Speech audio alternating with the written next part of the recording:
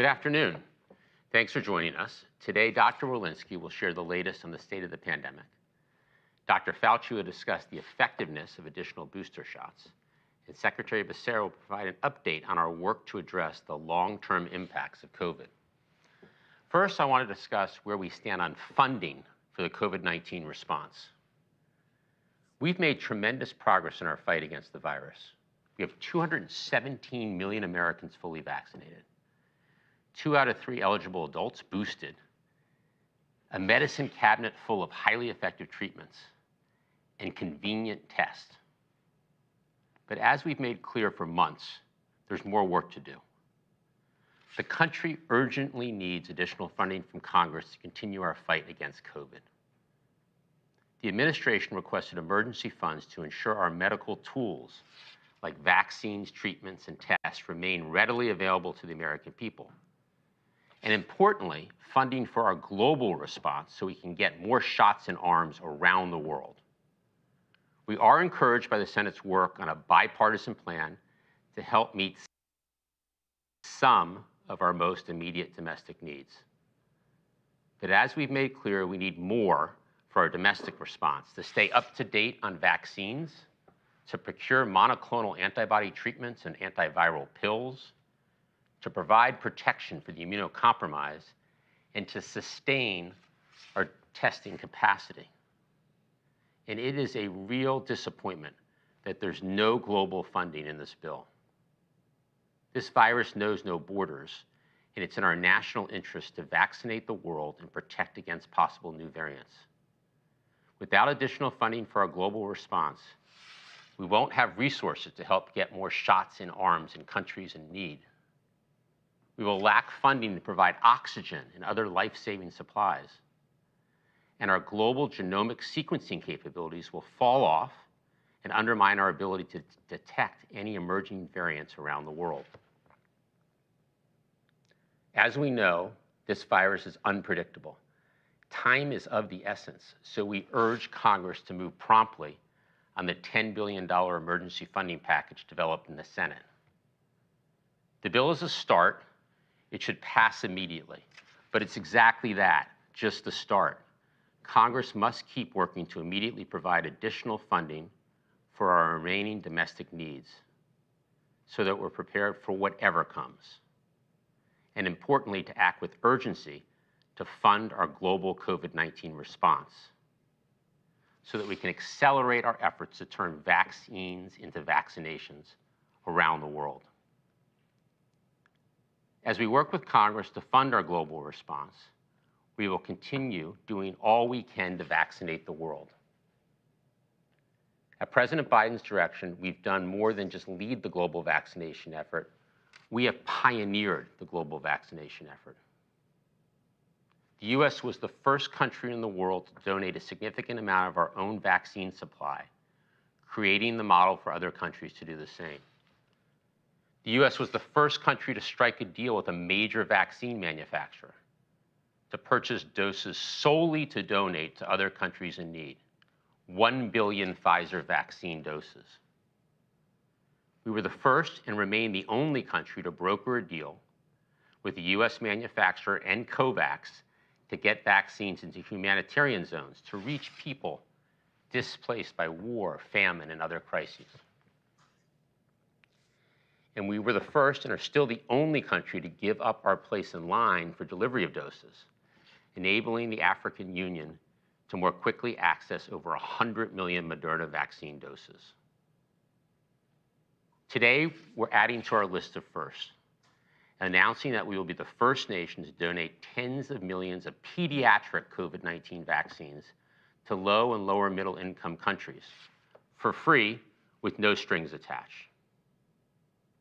These countries around the world are eager to get these doses. In fact, more than 20 low and lower middle income countries have approached the United States asking us to provide vaccines for their young children. We're now ready to answer their call. It's the right thing to do. The U.S. has now delivered over 500 million adult vaccines to 114 different countries. And because of President Biden's leadership, vaccine supply is no longer the constraint to getting shots in arms around the world. In fact, countries need funding and assistance to turn vaccines into vaccinations. That's why Congress must step up and provide critical funding to help countries in need get shots into arms. In the meantime, any low and lower middle income country that wants adult doses from the US can get those doses, again, for free with no strings attached. And now, with more than enough supply for adults, we're working with Pfizer to make pediatric doses available to donate as part of our ongoing commitment to donate 1.2 billion vaccines. Thanks to this historic action, children in countries most in need will soon have access to safe, effective vaccines. And parents will gain the peace of mind that their children are protected. Again, this virus knows no borders, so getting more people vaccinated is one of the best ways to protect people here at home and around the world. And today we're making clear that the US will continue to lead and pioneer the global effort to get both adults and children vaccinated. With that, I'll turn it over to Dr. Walensky. Dr. Walensky.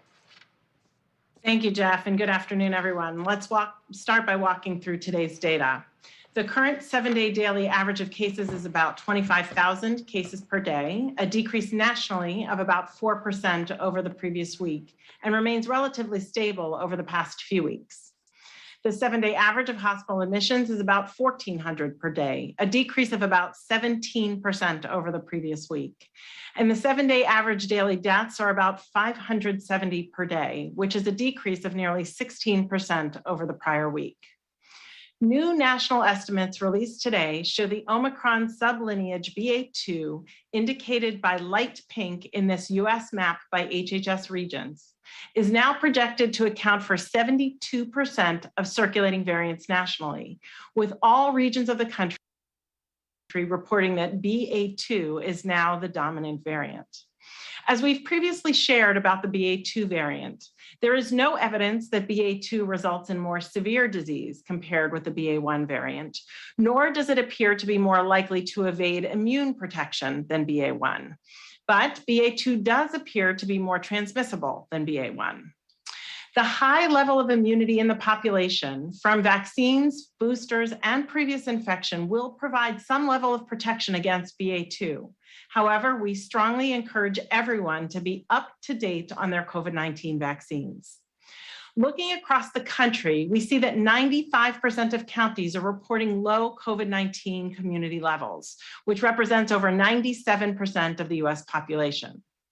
If we look more closely at the local level, we find a handful of counties where we are seeing increases in both cases and markers of more severe disease, like hospitalizations and inpatient bed capacity, which have resulted in an increased COVID-19 community level in some areas. While on the national level, cases remain relatively low compared to prior points in the pandemic, we continue to look to COVID-19 community levels, which were developed to work locally at the county level. As we move forward, we encourage local jurisdictions to closely monitor their own COVID-19 community levels and to follow additional metrics that they may have available as leading indicators of disease, for example, wastewater and syndromic surveillance. It's important for communities and health officials to use these measures to help inform prevention strategies for their local area, like masking, testing, and plans for treatment, should they move into higher COVID-19 community levels. Now, as we continue to closely monitor COVID-19 in the United States, we're reminded of the critical need to have a sustainable and resilient public health workforce in place that can effectively respond to both emerging threats and ongoing public health needs. During the decade prior to COVID-19, the public health workforce lost an estimated 60,000 jobs nationwide, despite the continued demands to respond to multiple chronic public health threats, like H1N1, Zika, and Ebola. As we look to building back this much needed workforce, we must prioritize a public health workforce that is as diverse as the communities they serve, culturally competent and equipped with skills to meet the public health needs of communities across the nation. One way we're working to build this workforce is through Public Health AmeriCorps, a groundbreaking initiative that supports the recruitment, training, and development of our nation's next generation of public health leaders. Public Health AmeriCorps is supported through investments from the American Rescue Plan and is anticipated to fund up to 5,000 positions over the next 5 years. This week, AmeriCorps will award over 80 grants to the first round of Public Health AmeriCorps programs across 32 states and territories that will allow the recruitment of nearly 3,000 Public Health AmeriCorps members. The work of these initial members will help to address public health needs in our nation's inner cities, to build tribal public health capacity, to address health disparities in rural America, and to bolster public health resources in our U.S. territories. Recruitment, training, and development of public health personnel is a key part of building our nation's public health workforce, allowing us to better respond to current and future public health threats. And now I will turn it over to Dr. Fauci. Dr. Fauci? Thank you very much, Dr. Walensky. I would like to now discuss the COVID-19 boosters, particularly in the context of the fourth dose of an mRNA boost. Let's take a very quick update and overview of the situation that we're in right now. So several studies have shown that COVID-19 vaccine booster shots protect against serious illness, hospitalizations, and even death. That's a well-established fact now. And the CDC recommends everyone aged 12 and older to receive a COVID-19 vaccine booster after completing their primary vaccination series. And certain individuals can now receive 2 booster doses, people who are moderately or severely immune compromised, as well as adults 50 years of age or older. Next slide. And as we know, on March 29th, the FDA authorized second booster doses of 2 COVID-19 vaccines for older and immunocompromised individuals. And the CDC recommend that same day that additional boosters can now be used for certain individuals. Let's take a look at the data behind those decisions. So the first booster doses restore the waning vaccine effectiveness of a primary vaccine series, including against severe disease. The effectiveness of the first booster dose, we know, wanes over time. And growing evidence indicates that a second COVID-19 dose can restore vaccine effectiveness for certain populations, and albeit the data now, at least for the short term, and we look forward to longer term data. Next slide. So let's take a look at some of the Israeli studies. There are a few of them that are really quite telling. One from Bar-On, looking at more than 1 million people who are age 60 or older and eligible for the fourth dose. And in that study, an additional booster dose of the Pfizer product at 4 months resulted in a 2-fold lower rate of confirmed infection and a 4.3-fold lower rate of severe illness. In another study, next slide, again from Israel by Arbel, about 500,000 members of a health services group, again, age 60 years of age or older, and now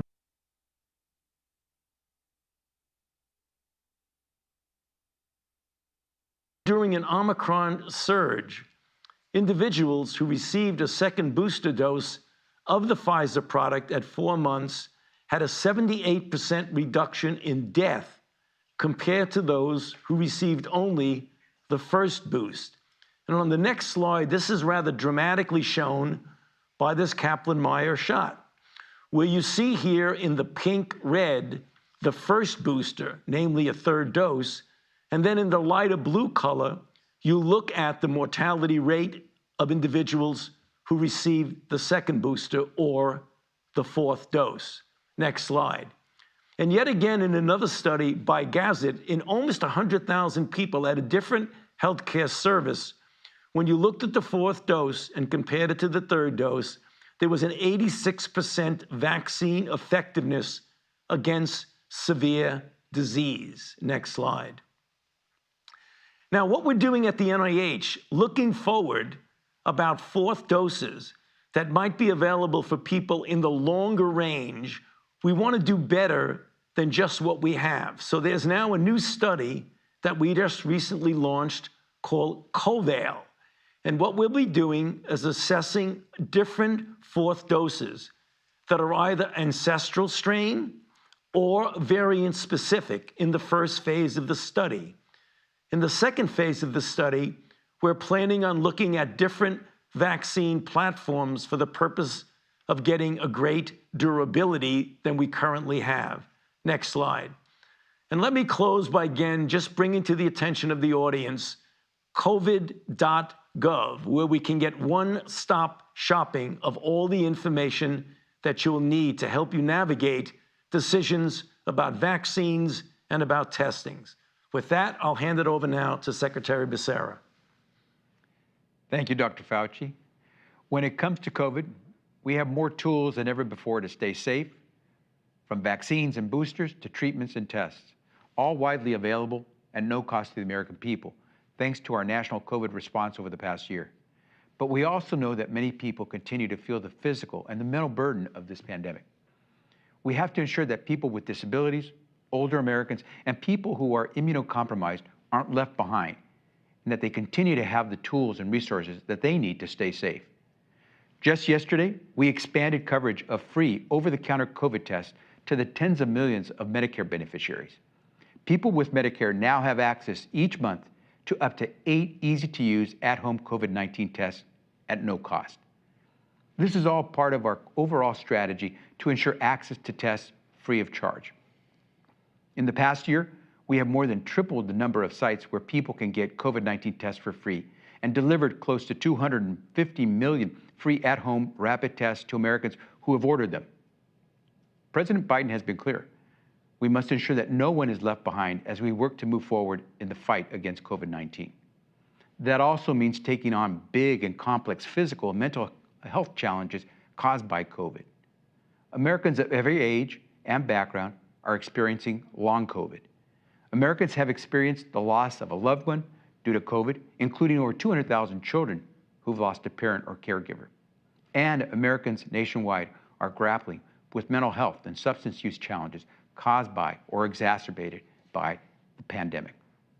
Let's be clear, we are going to use every tool we have to be there for these Americans.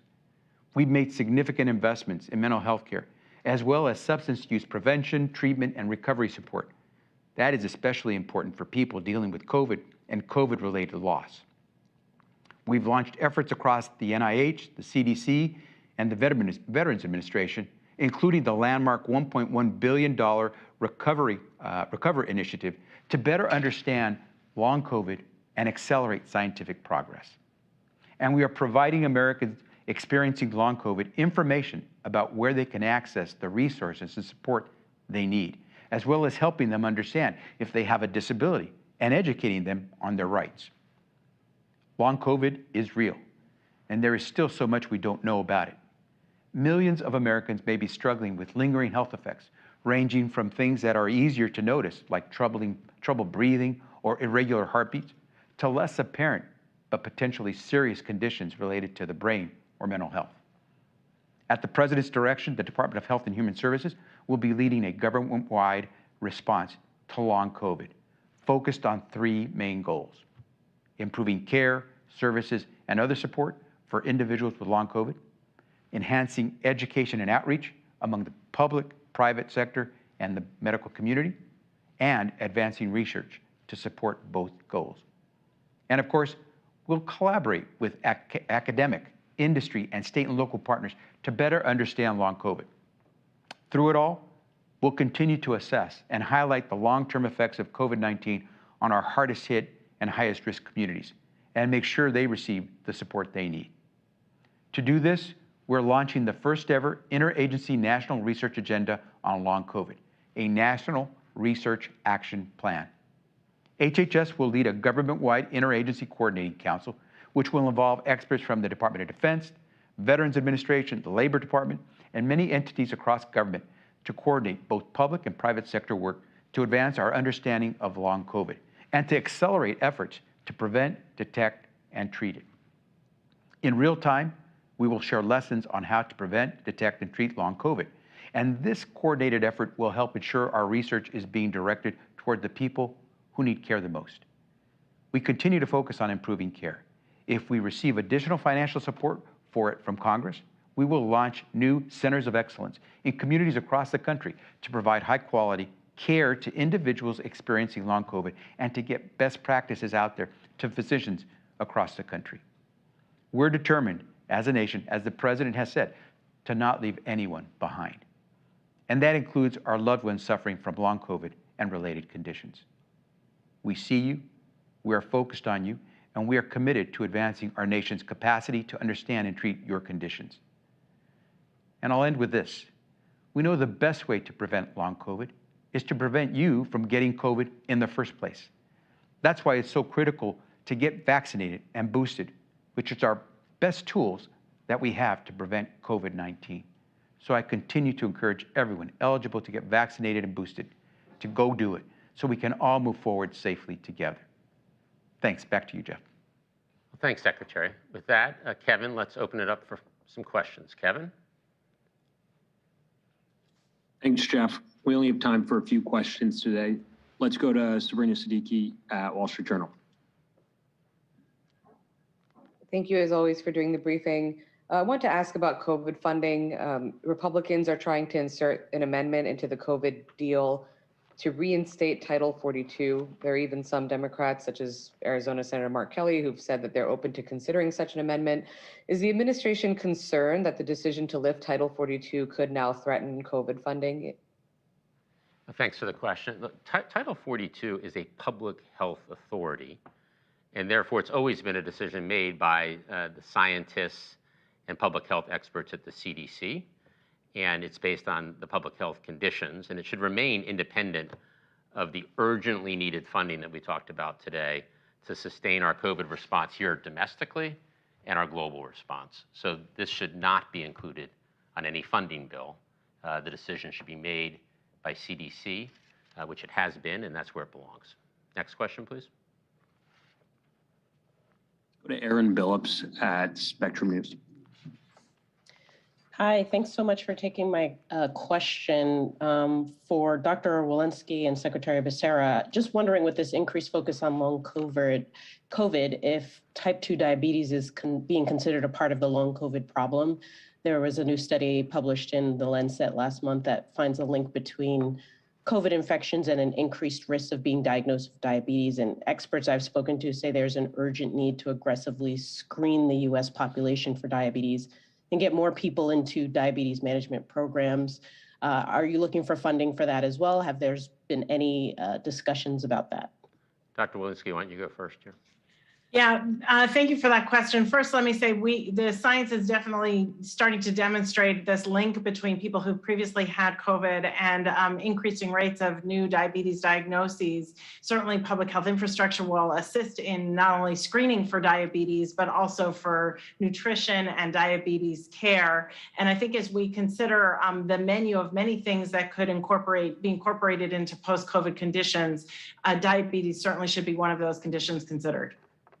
Secretary Becerra? And I'll simply add, based on what Dr. Walensky has said and our scientists are telling us, we need to work as aggressively as we can to make sure that no American is left behind. So that means that if we need more funding to address long COVID, we're going to fight to get that from Congress, because we understand that COVID is having effects long after the actual virus has escaped us.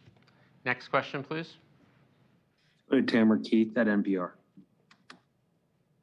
Thank you for taking my question. By my very rudimentary math, you're getting about 60% of the money that you asked for domestic COVID programs. So what takes the hit? What do you do with only 60% of the money?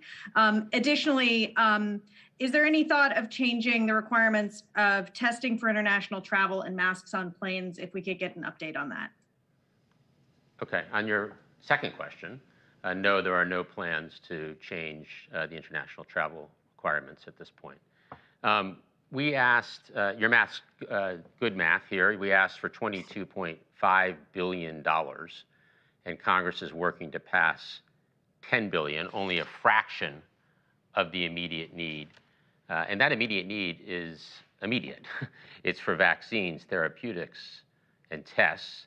The $10 billion for domestic efforts funds some of these urgent needs, but we still need additional funding for both our domestic effort and our global efforts where there's no additional funding in the $10 billion.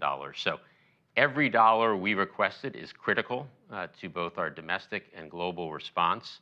HHS, under the Secretary, will work through how to best deploy these very limited resources to satisfy the most urgent of the urgent needs. We need Congress to pass the $10 billion and then get immediately back to work to get more money for domestic and get money for our global response. Next question, please. Go to Zeke Miller at the AP. Thanks. Two questions. First, with the lack of the COVID funding for international vaccine sharing, what impact will that have on the U.S. capacity to share in terms of the number of doses and meeting its international commitments through the end of the year? And then for the doctors, do you have any update on plans and timeline for pediatric vaccines for kids under 5? Thank you. So I'll go first on the impact on not having any funding, additional funding at this point for the global response. Look, the lack of global funding has real implications on our efforts to vaccinate the world. Without the additional global funding, USAID does not have the resources it needs to help countries get more shots in arms. We'll scale back the work that we do to provide oxygen and other life-saving supplies to countries that need them. Our global genomic sequencing capabilities will fall off, and that undermines our ability to detect emerging variants beyond our borders. And speaking of borders, as I've said, the virus knows no borders, and it's our national interest to vaccinate the world and protect against any possible future variants. So it's a real disappointment to not have any global funding in this bill. It has real implications. We need funding as quickly as possible. Congress needs to act with urgency to fund our global response so that we can accelerate our efforts to turn vaccines. We do have vaccine supply. We need to turn those vaccines into vaccinations around the world. Dr. Fauci. Yeah, with regard to the vaccines for children,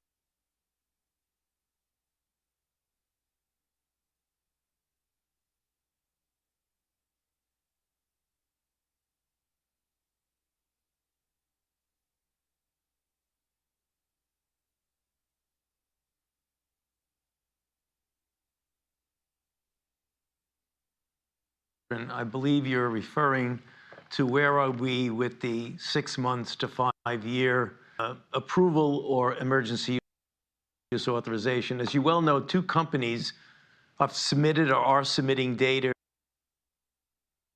to the FDA regarding children of various ages, including within that cohort of 6 months up to 5 years.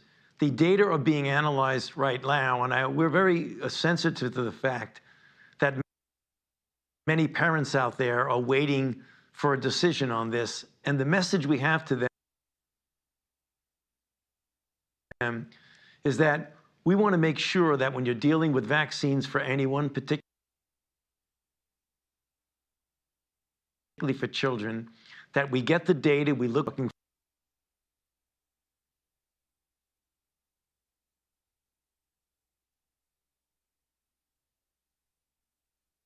first the FDA for the authorization and then the CDC for the recommendation so that we know that they're safe. And thus far, there appears to be no safety signal whatsoever that what is the right dose and the dose regimen. And that would likely be different for the 2 companies that are now involved in putting their data in. So we ask people to please be patient, because when a decision is made, you can be sure that it's a decision based on the good science that's being collected and analyzed by the agencies involved. Thank you. Kevin, next question. Couple more questions. Let's go to Sharon Lafreniere at New York Times. Thank you very much. This is a question for Dr. Walensky, please. So last week you said that the option of a second booster was especially important for those 65 and up and 50 and up with underlying medical conditions. So does especially important mean that you recommend it or you encourage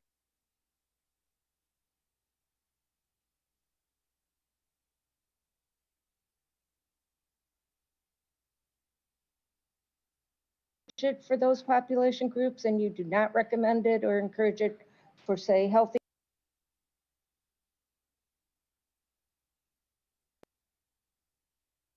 people 50 to 65? And if it doesn't mean that, can you give people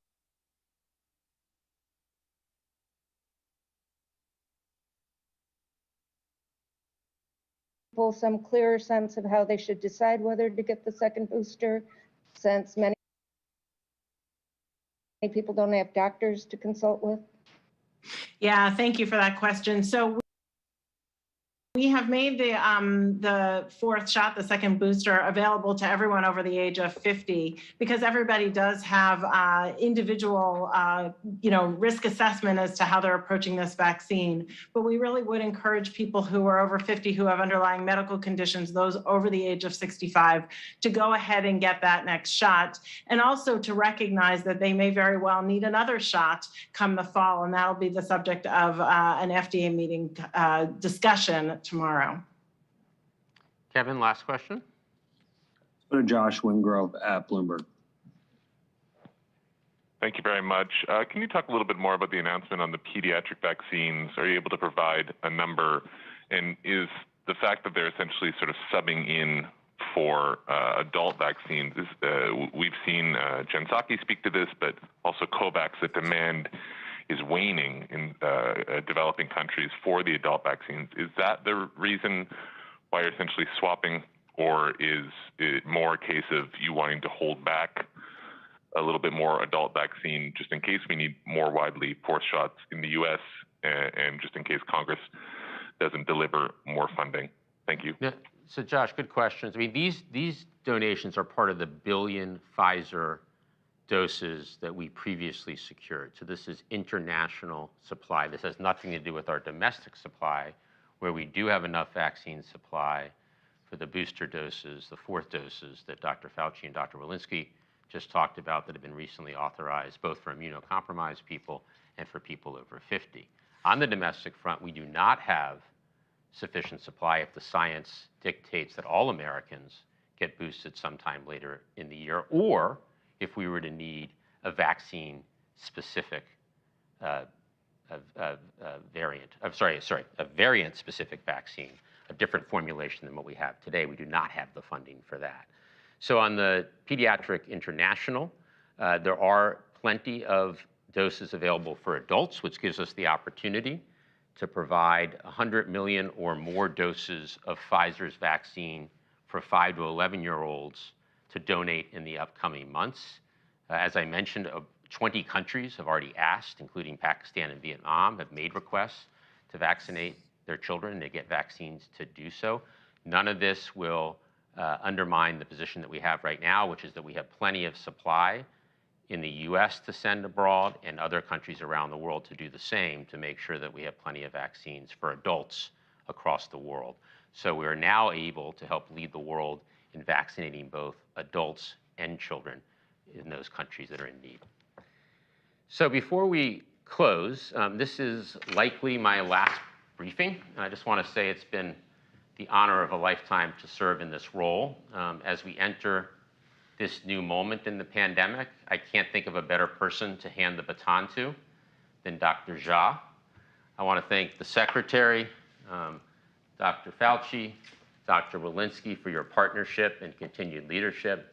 And I want to thank the COVID-19 response team here at the White House, everyone inside and outside of government who has worked together tirelessly in our fight against the virus. And finally, and importantly, to the members of the press, as always, thank you for joining these briefings, asking the questions you asked, and most importantly, thank you for all the important, critical work you do to provide information to the public. So bottom line, thank you.